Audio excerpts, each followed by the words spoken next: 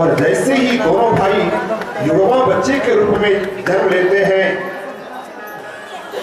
आकाश में इतना उत्पात मचा, पूरा हड्डी की वर्षा होने लगी, खून की धारा बह गई, पीप की नदी बह गई, अधर्म का इतना बोलबाला हो गया, अब देखा नहीं जाता।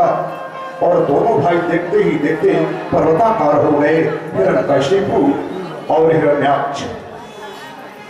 अब जो हिरण्याक्ष था उसके पास इतनी ताकत हो गई, जैसे बाणासुर की स्थिति थी ना, उसका जोर ठटाता नहीं था। हिरण्याक्ष भी अपने लिए योद्धा खोजने लगा, स्वर्ग पर चढ़ाई किया, स्वर्ग के देवता जान लेकर के भाग गए। अब तीनों लोग चतुर्भुवन में अपने योद्धा खोजने लगा, कहीं नहीं मिला। बाद में वरुण देव के पास गया, वरुण देव को ललकारा,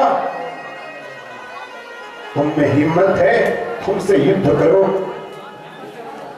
वरुण देव ने कहा, तुम्हारी ये लालसा पूरी होगी। भगवान वराह के रूप में अवतरित हुए हैं, रसातल में पृथ्वी गई हुई है, उसको बाह मिला रहे हैं, जाओ अपनी गर्मी को शांत करा लो, पता चल जाएगा तुम कितने पानी में हो। बड़ी प्रसन्नता हुई। हिरण्याक्ष आज खुशी से झूम उठा, आहा, आज मेरा जोड़ देने वाला कोई मिला। भगवान वराह को देख करके बड़े दुर्वचन कहा। भगवान वराह मधुर मधुर मुस्कुरा रहे हैं। अंत में दोनों में भयंकर युद्ध हुई। भगवान ने हिरण्याक्ष का उद्धार किया। उसके बाद हिरण्याक्ष का जैसे ही वध भगवान वराह ने किया, उसके परिजन बड़े दुखी हुए।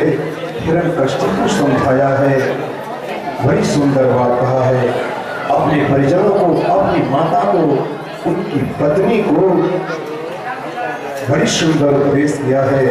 देखो, जो इस संसार में आया है उसे मरना ही मरना है।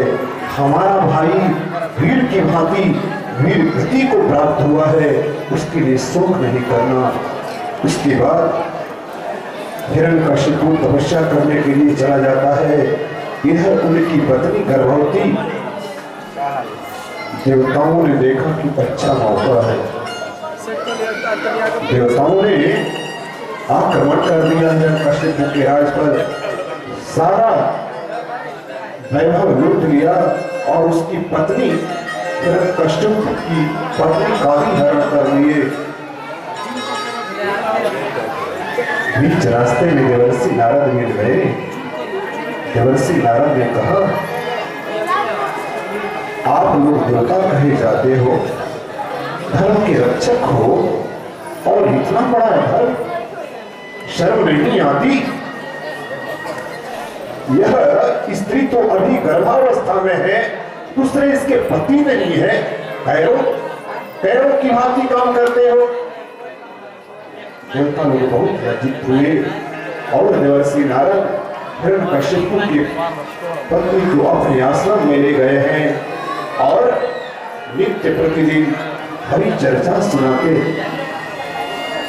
भक्त प्रहलाद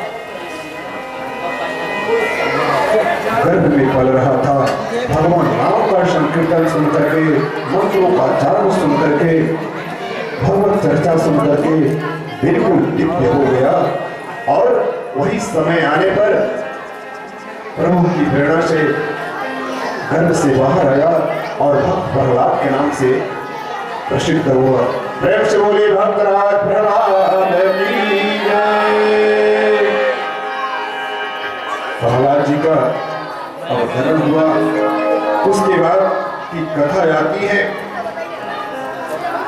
प्रहलाद जी को उनके पिताजी और देवर्षि नारद के मुख से उपदेश सुनकर के तो बहुत बड़े भक्त हुए ना। प्रहलाद जी भगवान श्री हरि के बहुत बड़े भक्त हुए और हिरण्यकशिपु अब अपने आप को भगवान समझने लगा था और अपने राज्य में ढिंढोरा पिटवा दिया था। कोई भगवान की पूजा नहीं करेगा, कोई यज्ञ नहीं करेगा, कोई हवन नहीं करेगा। जिसको पूजना है हमें पूजे। यदि कहीं धर्म का काम हो रहा हो, धार्मिक अनुष्ठान हो रहा हो, तो देखते ही उसका वध कर दिया जाए। डर के मारे उसके राज्य में कोई धर्म का काम नहीं करते थे।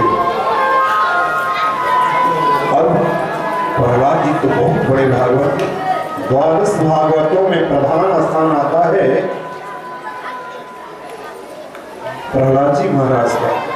प्रहलाद जी रात दिन भगवान विष्णु का ध्यान करते, ओम विष्णुवे नमः, ओम विष्णुवे नमः, ओम विष्णुवे नमः। यह सुनकर के बड़ी जलन होती और उसको मारने के लिए तरह तरह के हथकंडे अपनाया। कथा लंबी है, खींचना है, बहुत प्रयास किया। पहाड़ से ढकवाया, अग्नि में जलाने का प्रयास किया, सर्पों से कटवाने का प्रयास किया, हाथी से कुचलवाने का प्रयास किया, तरह तरह के प्रयास किए, लेकिन प्रहलाद जी का बाल बापा वो नहीं कर पाया। जो भगवान की शरणागति ग्रहण कर लेते हैं, वास्तव में सच्चे अर्थों में भक्ति भाव से जो भगवान की शरणागति ग्रहण कर लेता है, दुनिया की कोई भी ताकत उसका अनिष्ट नहीं कर सकती। वही हुआ। प्रहलाद जी का कुछ भी अनिष्ट नहीं हुआ। अंत में हिरण्यकशिपु ने कहा, जब मेरे अनुचरों द्वारा नहीं यह मारा जाता है, तो आज हम स्वयं अपने हाथों से इसका वध करेंगे। खड्ग उठाया है और मारने के लिए जैसे ही चला, हिरण्यकशिपु ने प्रहलाद जी से कहा, बोला तेरे भगवान कहाँ है? मैं देखना चाहता हूं तेरे भगवान कहाँ है? प्रहलाद जी ने बड़े ही संकोच भाव से कहा, हमें तुमने और खंड में घट व्यापे राम। हिरण्यकशिपु ने कहा, हमने हमारी खड़ग में, हाँ इस खंभे में, हाँ बोले तुम्हें तो बाद में ही मारूंगा, खंभा को मारूंगा। और जैसे ही खंभा को मारा है, प्रहार किया है, भगवान नृसिंह खंभा फाड़ करके प्रकट हुए हैं। प्रेम से बोलिए नृसिंह भगवान की जय। नृसिंह भगवान प्रकट हो गए और उससे पहले की कथा आती है, ऐसा वरदान मांग लिया था तपस्या के दरमियान, न मैं दिन में मरूं, न रात में मरूं, न बाहर मरूं, न भीतर मरूं, न ऊपर मरूं, न नीचे मरूं, न दिन में मरूं, न रात में मरूं, न देवी से मरूं, देवता से, नर, सब कुछ मांग लिया था। तो आज नृसिंह भगवान संध्या का समय जो गलभेद होता है ना, कल भी चर्चा आई थी, न दिन में उसकी गिनती होती है, न रात में समय था वो। और घर का जो चौखट होता है, न बाहर होता है न भीतर होता है। अगला था, न देवता से मरूं, न मनुष्य से मरूं, न पशु से मरूं। तो नृसिंह शरीर मनुष्य का, सिंह शेर का, जंगी पर बैठा लिए। जंगा न ऊपर होता है न नीचे होता है। इस प्रकार भगवान नृसिंह ने हिरण्यकशिपु का उद्धार किए। और भगवान हिरण्यकशिपु का उद्धार करने के बाद भी इतने गुस्से में थे, इतने गुस्से में थे, उनका गुस्सा शांत ही नहीं हो रहा था। ब्रह्मा जी आए, आरती की थाल सजाए और शेर के रूप में जैसे ही हुंकार भरे, ब्रह्मा जी थाल फटा करके भागे भगवान भोलेनाथ आए, उन पर भी वैसे ही वो भी थाल पटक करके भाग गए। इंद्राज देवता सब भाग गए। सभी देवताओं ने विचार किया, माता लक्ष्मी इनकी प्राण प्रिया है, उन्हें बुलाया जाए। माता लक्ष्मी बड़े प्रेम पूर्वक आरती की थाल सजाई है और उनके सामने भी एक बार जो दहाड़े हैं ना, माता जी की थाल पटक करके भाग गई। बाप रे बाप, जाना रहेगा तो देखा जाएगा बाद में। और वो सारे लोग फेल, सभी फेल। भगवान भोलेनाथ ने कहा, भगवान भक्त वत्सल है, भक्त वांछा कल्प तरुण है, इसलिए भक्त प्रहलाद को लाया जाए। भक्त प्रहलाद को लाया गया। आरती की थाल सजी है और बड़ी सुंदर शब्दों में स्तोत्र गाए हैं प्रहलाद जी। भगवान धीरे धीरे शांत हुए हैं और भगवान ऋषि ने कहा, पुत्र वरदान मांगो। प्रहलाद जी ने कहा, भगवान यदि आप मुझसे प्रसन्न है तो हमें एक ही वरदान दीजिए, हमारे मन में जीवन पर्यंत कभी मांगने का भाव ही न आए, कभी न मांगे, कोई इच्छा न हो, इच्छा रहित हो जाए। प्रहलाद जी की बात सुनकर के भगवान की आंखों से प्रेम के आंसू झरने लगे। भगवान ने कहा, क्यों मस्तू, ऐसा ही हो। और सृष्टि का सारा वैभव प्रहलाद जी को दे दी। कल ही चर्चा आई थी वरदान मांगने की। भगवान से यदि आपने मांग लिया संसारिक वस्तु न, समझ लेना आप ठगे गए। भगवान से कुछ मत मांगिए, यदि मांगना ही है उनकी शरणागति मांग लीजिए, उनकी भक्ति मांग लीजिए।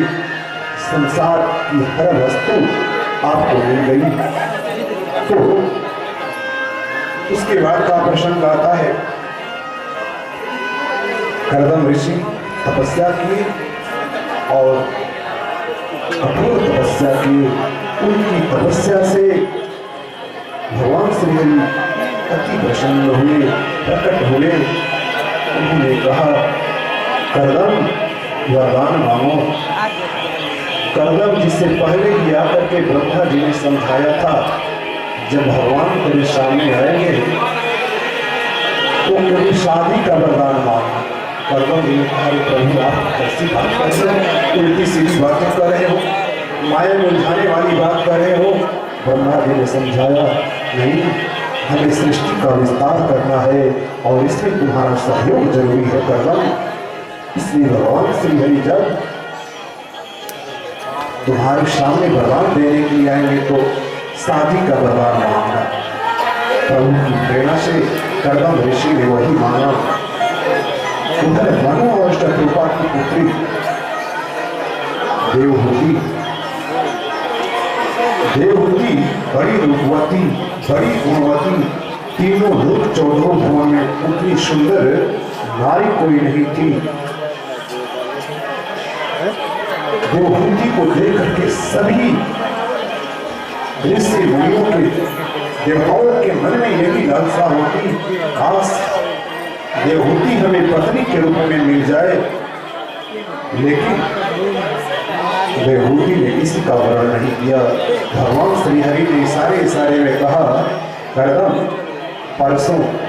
परसों मनु और शत्रुपा अपनी पुत्री सहित तुम्हारे यहाँ पधारेंगे। तुम उनकी सेवा करना, भाव से प्रसन्न करना, और जब वे प्रसन्न होंगे